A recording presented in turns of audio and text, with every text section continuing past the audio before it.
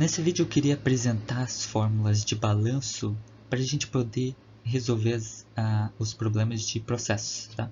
Então vamos começar pelo balanço de massa, onde a gente tem que o acúmulo é igual a entrada menos a saída. Tá? Então, por exemplo, se a gente tem um sistema, um volume de controle, temos uma entrada, isso é um E, e temos uma saída.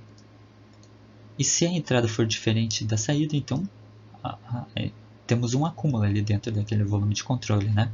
Então tá aqui as fórmulas de diversos autores. Tem fórmula discretizada, integral, diferencial aqui, né? Mas é tudo a mesma coisa. Por exemplo, eu gosto de utilizar essa fórmula aqui, ó. Tá?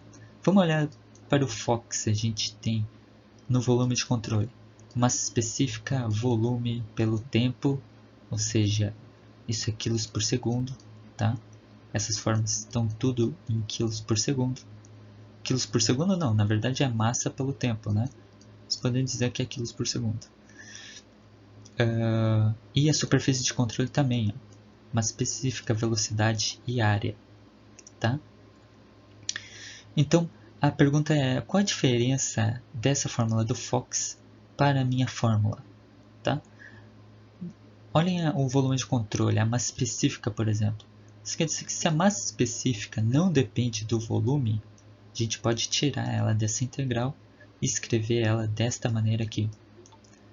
Olhando para a superfície de controle, se a massa específica não depende da área, e se a velocidade aqui não depende da área, então a gente pode tirar esses dois para fora e escrever e vai ficar a mesma coisa aqui, ó. A mesma coisa é ρ, V, A. Isso aqui é vazão máxima, ok? Que eu vou escrever como W. A velocidade depender da área é muito para escoamentos. Lembra? A gente tem um escoamento assim, a gente tem uma entrada. Aí a velocidade ela tem uma distribuição na área, ok? Tá? É mais para esse caso. Mas na verdade, por que a gente escreve o volume na fórmula diferencial? Na verdade, não importa como a gente escreve o volume, o importante é esta forma assim, aqui, ó. Não importa como você escreve o balanço de massa, tá? Posso escrever, por exemplo, o acúmulo como M, e eu tenho uma entrada 10, por exemplo, uma saída 5. Então, meu M vai ser 5 quilos, pode ser quilos por segundo. Isso quer dizer que o meu volume de controle acumula 5 quilos a cada segundo. Ok?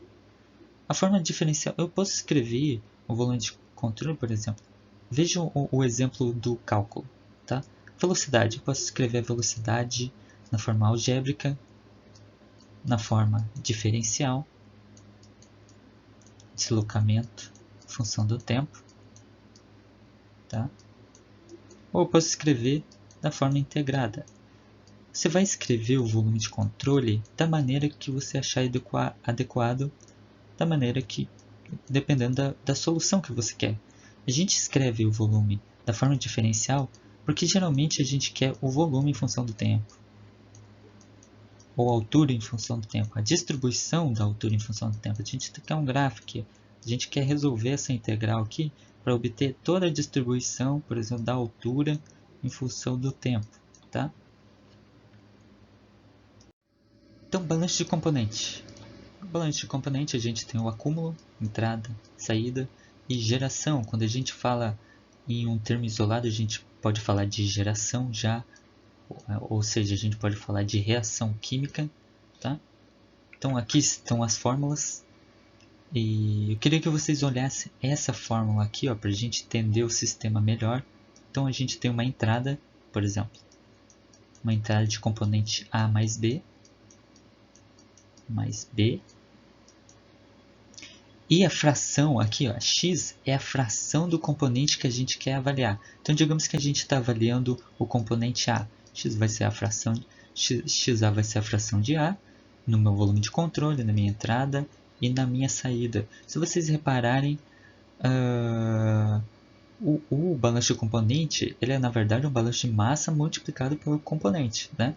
A gente pode escrever o balanço de componente tanto em termos de massa por tempo, ou quantidade de moléculas por tempo, né? Mols por tempo. Tá? E ó, aqui eu esqueci o termo de reação química, mas ele tem aqui, ó. Tem que ter o termo de reação química, ok?